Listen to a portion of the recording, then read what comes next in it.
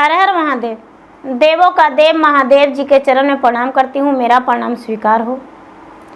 माता गौरा पार्वती के चरण में प्रणाम करती हूँ, मेरा प्रणाम स्वीकार हो। गणपति ललनवा के चरण में प्रणाम करती हूँ, मेरा प्रणाम स्वीकार हो। सब गुरु भाई बहना के चरण में प्रणाम करती हूँ, मेरा प्रणाम स्वीकार हो। गुरु भाई बहना, मैं एक कथा सुनाने जा रही हूँ, इस कथा को पूरा सुनिए और रहस्य जानिए। हर हर महादेव, घर घर महादेव। गुरु भाई बहना, एक राजा थे और एक रानी थी। राजा साहब का एक छोटा सा राज था, एक राजमहल था। उनके कई प्रकार के बिजनेस भी था।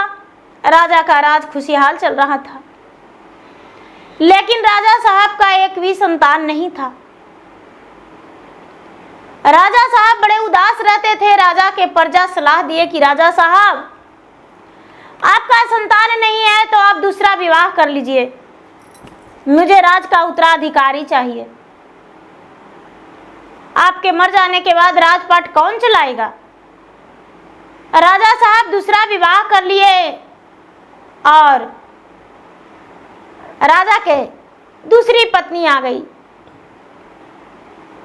लेकिन गुरु भाई बहना, दूसरा पत्नी से भी कोई संतान नहीं हुआ। राजा साहब के दूसरी पत्नी से भी संतान नहीं हुआ तो राजा साहब और दुखी हो गए कि अब तो एक ब्याह किए तो संतान नहीं हुआ, दूसरा ब्याह किए तो इसको भी 5 वर्ष हो गया, इसको भी संतान नहीं हो रहा है। बहुत इलाज राजा करवाए लेकिन संतान नहीं हुआ। राजा को प्रजा बोले कि राजा साहब, आप तीसरा विवाह कर लीजिए। राजा साहब तीसरा ब्याह कर लिए। राजा साहब की जो तीसरी रानी थी बहुत सुंदर थी, बहुत खूबसूरत राजकुमारी थी। राजा साहब तीसरा विवाह करके दुल्हन घर ले आए। राजा की 3 रानी हो गई। राजा की जब 3 रानी हो गई गुरु भाई बहना, राजा साहब तीनों रानी से बेहद प्यार करते थे, लेकिन छोटी रानी से बहुत अधिक, बहुत ज्यादा। छोटी रानी को राजा राजमहल में थोड़ी देर नहीं देखते थे तो राजा व्याकुल हो जाया करते थे। राजा बिल्कुल परेशान हो जाया करते थे। लगता था कि मेरा छोटी रानी कहाँ चली गई। गुरु भाई बहना, समय बीतता गया। छोटी रानी जो थी भगवान के पुजारी थी, भोलेनाथ के पूजा पाठ करती थी। वो एक शिव शिष्या थी। भगवान के बिना पूजा पाठ के एक दिन नहीं रहती थी, प्रतिदिन भगवान के पूजा पाठ किया करती थी। धीरे धीरे समय बीता गुरु भाई बहना, और 1 वर्ष हो गया तो छोटी रानी गर्भवती रह गई। जब छोटी रानी गर्भवती रह गई तो 1 महीना चुप रही, 2 महीना चुप रही, 3 महीना, 4 महीना, 5 महीना, 6 महीना हुआ तो रानी को लगा कि नहीं, अब मुझे अपने पति को ये बात बताना चाहिए। तो छोटी रानी जो थी अपने पति से कहती है कि स्वामीनाथ, आप तो पिता बनने वाले हैं और मैं मां बनने वाली हूं। छोटी रानी ये बात सुनाए तो राजा साहब बड़े खुश हो गए और दौड़कर अपने बड़ी रानी के पास गए, दूसरी रानी के पास गए कि आप बड़ी मां बनने वाली हैं, आप मंझली मां बनने वाले हैं, मेरा छोटी रानी गर्भवती है। ये बात सुनकर तो मंझली और बड़ी दोनों जल भूंज के भूसा हो गई। उसे तो लगने लगा कि कितना बड़ा राजमहल के अंदर अनर्थ होने वाला है। राजमहल के अंदर घोर अनर्थ होने वाला है। ये कैसे हो सकता है? राजमहल के अंदर बारिश आ जाएगा, पुत्र जन्म लेगा तो राजा साहब छोटी रानी को मानेंगे, हमें दासी के बराबर भी मान सम्मान नहीं मिलेगा। उस वक्त तो बड़ी रानी मुस्कुराते हुए बोले कि अच्छा के बात है, बहुत खुशी की बात है। धीरे धीरे समय बीतने लगा और बड़ी रानी और दूसरी रानी तरकीबें बनाने लगी कि आखिर क्या करें जो छोटी रानी का बच्चे का प्राण हम ले लें। बड़ी रानी और दूसरी रानी दिन रात मन में यही चलाते रहते थे कि कुछ ना कुछ तो उपाय करना होगा।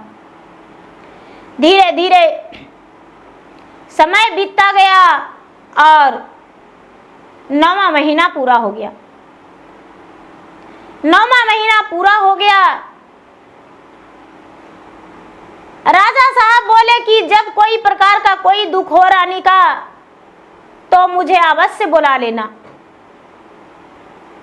बड़ी रानी बोली कि राजा साहब आप चिंता मत कीजिए, हम हैं, आप चिंता मत कीजिए। गुरु भाई बहना, जब समय आने पर छोटी रानी का दर्द होने लगा तो बड़ी रानी ने क्या किया कि घर के जो झाड़ू लगाती थी दासी, उसे बोली कि जाओ और दाई माँ को बुला लाओ। दाई माँ आई, छोटी रानी का बच्चा जन्म लिया, जुड़वा। गुरु भाई बहना, 2 पुत्र जन्म लिया, 2 पुत्र जन्म लिया और दोनों पुत्र को देखकर बड़ी रानी तो पूरा जल भून गई। बेचारी छोटी रानी बेहोश हो गई, लेकिन बड़ी रानी जल भून गई। 2 घड़े में बच्चा के करके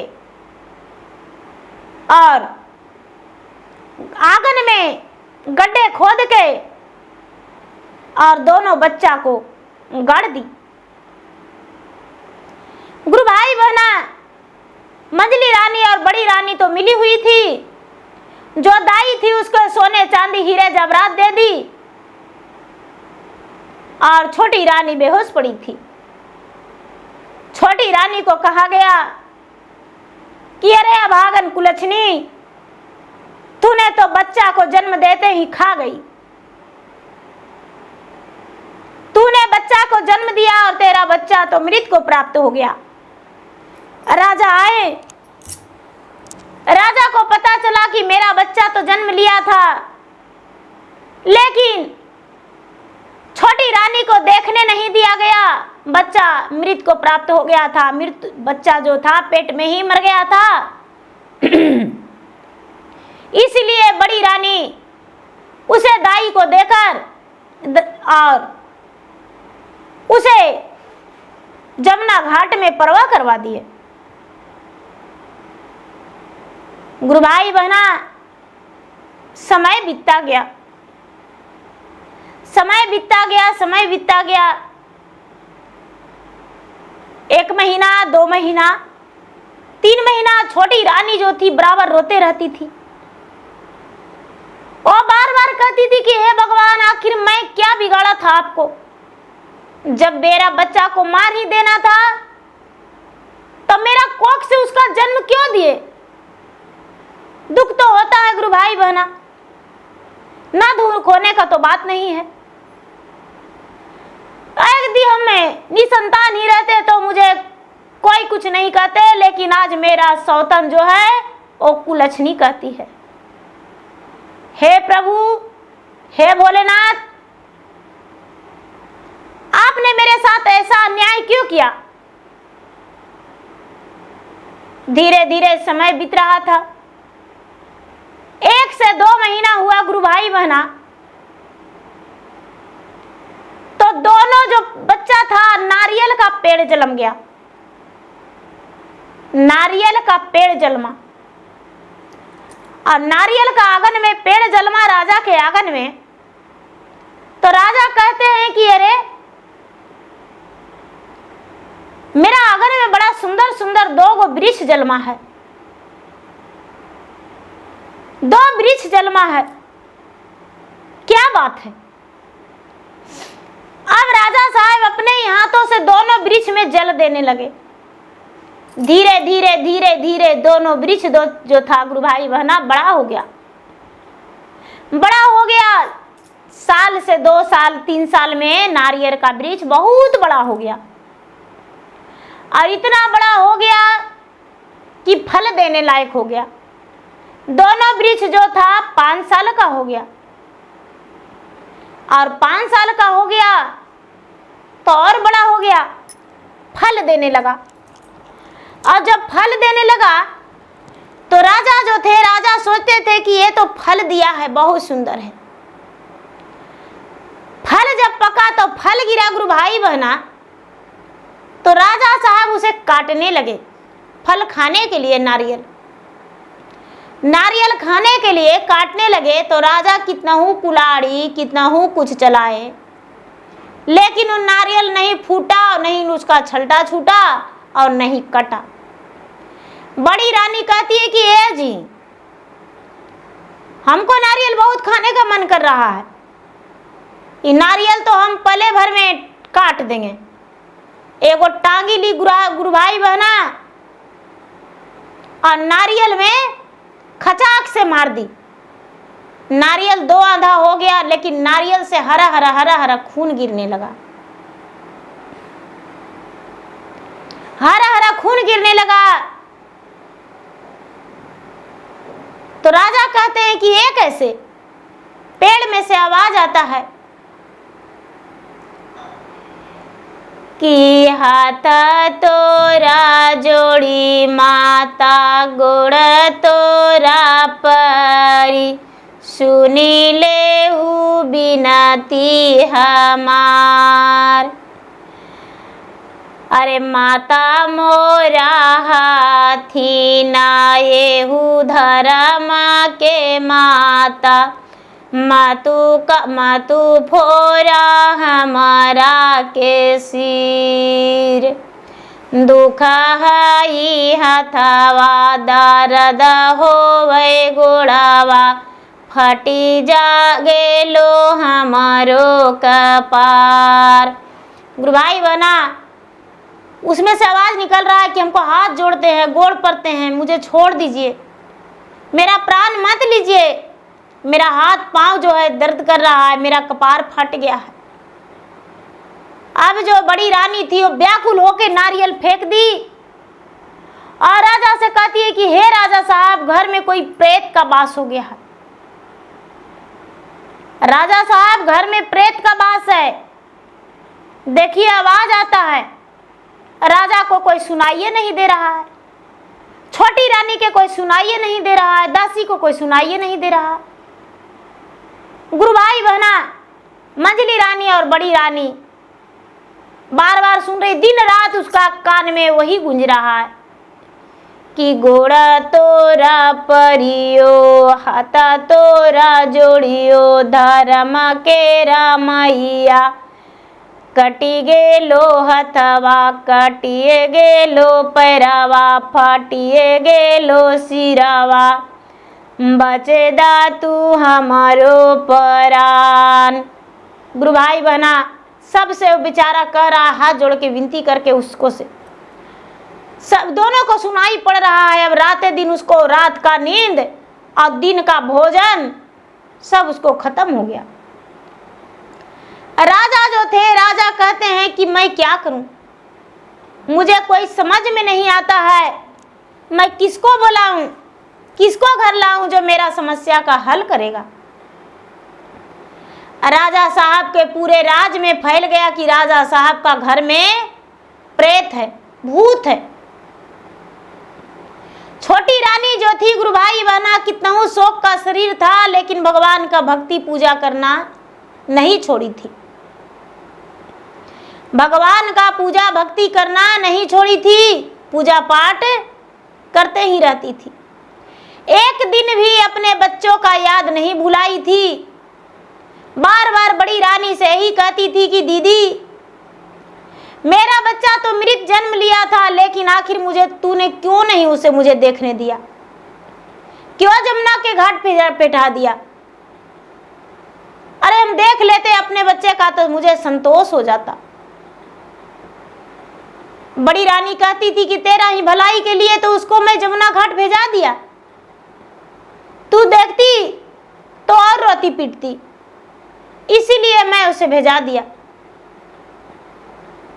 गुरु भाई बहना, तांत्रिक पर तांत्रिक राजा लाने लगे अपना घर में। तांत्रिक आ रहे हैं, राजा के चारों तरफ घेर मोर के जा रहे हैं, लेकिन कहीं पता नहीं चला कि कोई ऊत भूत है और दोनों रानी के कानों में गूंज रहा है। जब दोनों रानी के कानों में गूंज रहा है गुरु भाई बहना, तो एक दिन का बात है कि भोले बाबा जो थे, एक साधु महात्मा बन के और राजा के राज में बीच चौराहे पर बैठ के धुनिया रमा रहे थे। जब धुनिया रमा रहे थे तो राजा के मंत्री उसी रास्ते से आ रहे थे। बाबा आप कौन हैं? कहते हैं कि मैं भूत प्रेत जादू सब कुछ हटाते हैं। मंत्री बोले कि बाबा ऐसा, बाबा तो राजा साहब का जरूरत है, आप मेरे साथ चलेंगे? हाँ अवश्य चलेंगे। मंत्री बुलाकर लाए उसे राजा के घर में। राजा को बोले कि राजा साहब आपके घर में आज एक बहुत बड़े बुद्धिमान, बड़े ज्ञानी साधु बाबा आए हैं, वो भूत को भगा देंगे। गुरु भाई बहन, आज बाबा कदम रखते ही कहते हैं कि ये जो दो नारियल का वृक्ष है, दोनों वृक्ष कट जाएगा तब भूत भाग जाएगा।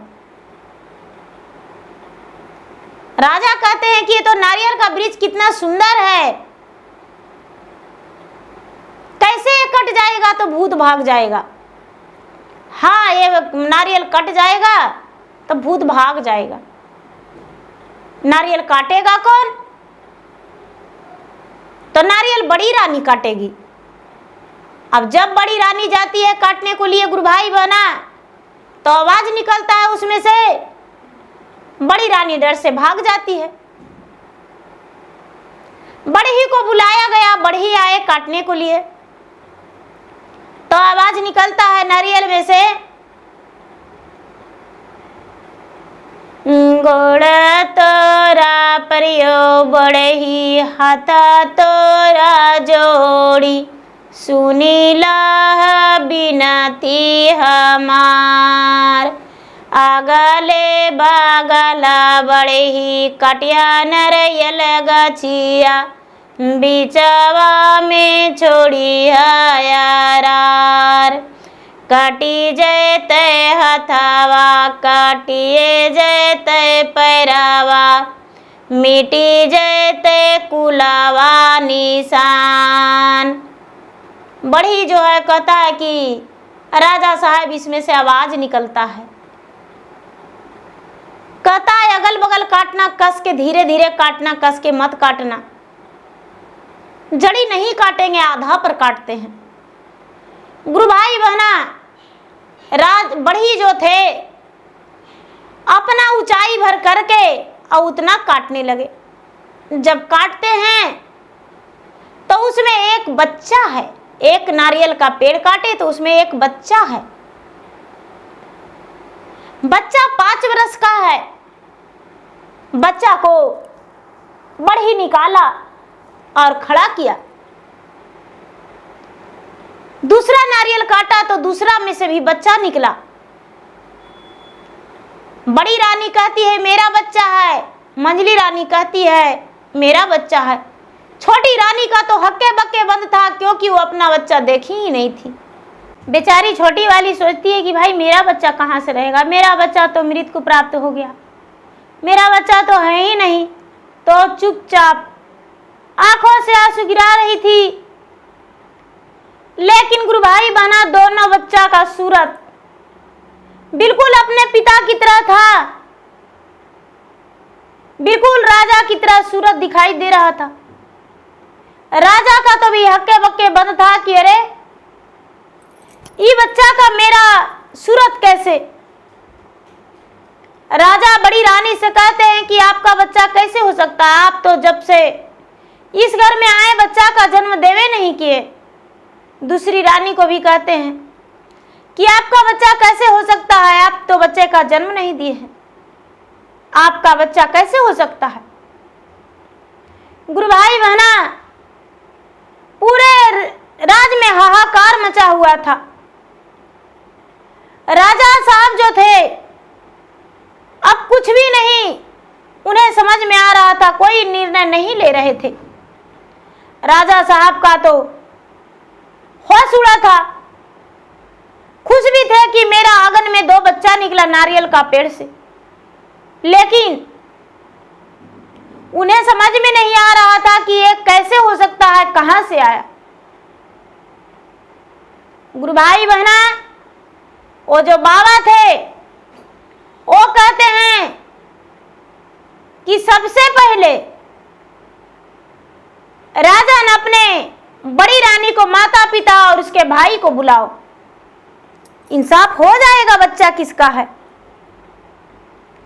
और दूसरी रानी को माता पिता और उसके भाई को बुलाओ, और जो दाई थी सौर में छोटी रानी के उसे बुलाओ। राजा साहब तुरंत बुलवाए, उसके माता पिता को बुलाने के लिए मंत्री को भेजे, नाई को भेजे, ब्राह्मण को भेजे, दरबान को भेजे। सब वहां उपस्थित हो गए। जो बाबा थे, बाबा तो कोई और नहीं थे, बाबा तो स्वयं भगवान भोलेनाथ थे। कहते हैं दाई से कि दाई बताओ ये बच्चा किसका है, बताओ। दाई कुछ नहीं बोली, सर झुका के कहती है कि महाराज सच बताएंगे तब भी मेरा गर्दन कटेगा, नहीं भी बताएंगे तो मेरा गर्दन कटेगा। थोड़ी सी लालच के कारण हमें मुंह बंद करना पड़ रहा है। बाबा कहते हैं कि तुम्हारा नहीं तो गर्दन कटेगा, नहीं तुम्हारा प्राण जाएगा, और नहीं तो देश निकाला मिलेगा। जो बात है वो सच बता दो। दाई कहती है कि राजा साहब ये बच्चा दोनों आपका है, छोटी रानी का है। जब छोटी रानी का ओद्र से बच्चा जन्म लिया था तो कोई मृत को नहीं प्राप्त हुआ था, कोई जमुना घाट नहीं भेजाया गया था। बड़ी रानी और दूसरी रानी दोनों मिलकर दोनों बच्चा को घड़े में बंद करके और आंगन में गड्ढा खोद के और गाड़ दिए थे, जिंदे बच्चा को गाड़ दिए थे। ये बच्चा छोटी रानी का है। ये बात सुनकर राजा गरज गरज के रोने लगे, सर पीटने लगे। बाबा जो महात्मा थे, गुरु भाई बहना अंतर ध्यान हो गए, क्योंकि वो तो भगवान भोलेनाथ ही थे। भोलेनाथ वहां से अंतर ध्यान हो गए, चले गए अपने स्थान पे, कैलाश पर्वत पे। समाज का लोग, पूरे पंचायत का लोग, राज का लोग पूरा बड़ी रानी और दूसरी रानी को पूरा तौबा तौबा करने लगे, छी छी कहने लगे। अरे सौतेली भी माँ हो तो दुख देती अच्छा रहता, लेकिन मारती तो कम से कम नहीं। मेरा राज का उत्तराधिकारी को तू मार डाली। ईंट और पत्थर पूरे बिना राजा के आज्ञा के ही प्रजा लोग चलाने लगे। बड़ी रानी और दूसरी रानी का शरीर कुचला गया, ईंट और पत्थर से जख्मी घायल हो गया। राजा को तो तरस आ रहा था, लेकिन राजा कुछ नहीं कर पा रहे थे। छोटी रानी ही लोगों का बोली, भाई इसे मत मारो, इसे सजा देना है तो एक ही सजा है, इसे मार कर नहीं सजा दो। यह सजा इसको ये होना चाहिए कि इसी राजमहल के अंदर मेरा बेटा पे इसका कोई हक नहीं रहेगा और राजमहल में एक दासी बन के रहेगी। कोई लोग कहने लगे कि पूरे देश निकाला दे दीजिए, कोई लोग कहते हैं फांसी का सजा दे दो, कोई लोग कहते हैं कि इसमें रहने का कोई हक नहीं, जंगल में निकाल के चला दो। छोटी रानी का निर्णय सबको अच्छा लगा। छोटी रानी का राजरानी का वस्त्र मिला जो बड़ी रानी के था और छोटी रानी पूरे राज का राजरानी बन गई, राज सिंहासन मिला। दोनों बच्चे छोटी रानी के पास रहने लगे।